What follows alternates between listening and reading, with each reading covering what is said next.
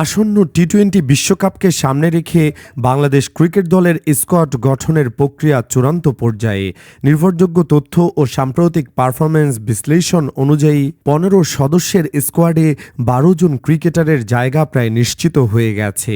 তবে বাকি ৩টি স্থানের জন্য চলছে হাড্ডাহাড্ডি লড়াই, যার ফয়সালা হবে আসন্ন বাংলাদেশ প্রিমিয়ার লিগ বিপিএলে। বিশ্বকাপের ব্যাটিং লাইন আপে প্রথম ৫টি পজিশন নিয়ে অনেকটা নির্বাচকরা। টপ অর্ডারে অভিজ্ঞ লিটন কুমার দাসের সাথে থাকছেন তানজিদ হাসান তামিম, পারভেজ হোসাইন ইমন এবং সাইফ হাসান। কন্ডিশন এবং প্রতিপক্ষ বিবেচনায় এই ৪ জনের মধ্যে ব্যাটিং পজিশন অদলবদল হতে পারে। বিশেষ করে পারভেজ হোসেন ইমন ওপেনিং এবং ৪ নম্বর উভয় পজিশনেই সফল হওয়াদের দলের পরিকল্পনায় তিনি বড় ভূমিকা রাখছেন। অন্যদিকে মিডল বর্ডারে ৫ নম্বর পজিশনটি নিজের করে নিয়েছেন তরুণ তুর্কি তৌহিদ হৃদয়ে। বিপিএলে তার ধারাবাহিক পারফরম্যান্স এবং চাপের মুখে সাবলীল ব্যাটিং তাকে স্কোয়াডে একটি নিশ্চিত জায়গা এনে দিয়েছে। বোলিং বিভাগে কোনো বড় চমক ছাড়াই ৭ জন বিশেষজ্ঞ বোলারকে বেছে নেওয়া হয়েছে। এদের মধ্যে ৩ জন স্পিনার এবং ৪ জন পেসার। স্পিন বিভাগ লেগ স্পিনার রিশাদ হোসেনের উপর বড় ভরসা রাখছে টিম ম্যানেজমেন্ট। তার বিগ ব্যাশ খেলার অভিজ্ঞতা দলের জন্য সম্পদ হবে বলে আশা করা হচ্ছে।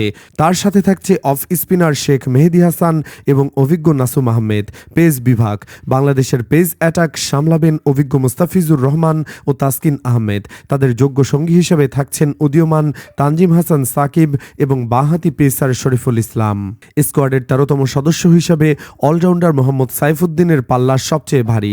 টিম ম্যানেজমেন্ট ৬ নম্বর ব্যাটসম্যান নিয়ে খেলার পরিকল্পনা করলে সাইফুদ্দিন হতে পারেন আদর্শ ফিনিশার। বিশেষ করে ডেথ ওভারের কার্যকরী বোলিং এবং আয়ারল্যান্ডের বিপক্ষে দ্বিতীয় টি-20তে দলকে জিতিয়ে তিনি নিজের সামর্থ্যের প্রমাণ দিয়েছেন। পেস বোলিং ব্যাকআপ ও হার্ড হিটিং এই দুই গুণই তাকে স্কোয়াডে এগিয়ে রাখছে। স্কোয়াডের ১৪তম এবং ১৫তম সদস্য কারা হবেন তা নিয়ে চলছে সবথেকে বেশি জল্পনা। এই দুটি পজিশনের জন্য লড়াই করছেন ৪ জন batter. ১ number Sabbir Rahman Rummon, ২ number Nurul Hasan Sohan, ৩ number Shamim Hossain Patwari, ৪ number Jaker Ali অনিক।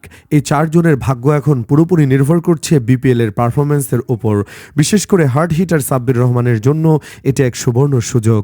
বিপিএলে ঢাকা ফ্র্যাঞ্চাইজির কমপক্ষে ১০ ম্যাচে যদি তিনি ২টি অর্ধশতক এবং একটি শতক হাঁকাতে পারেন, তবে তৌহিদ হৃদয়ের বিকল্প হিসাবে তার দলে থাকা নিশ্চিত।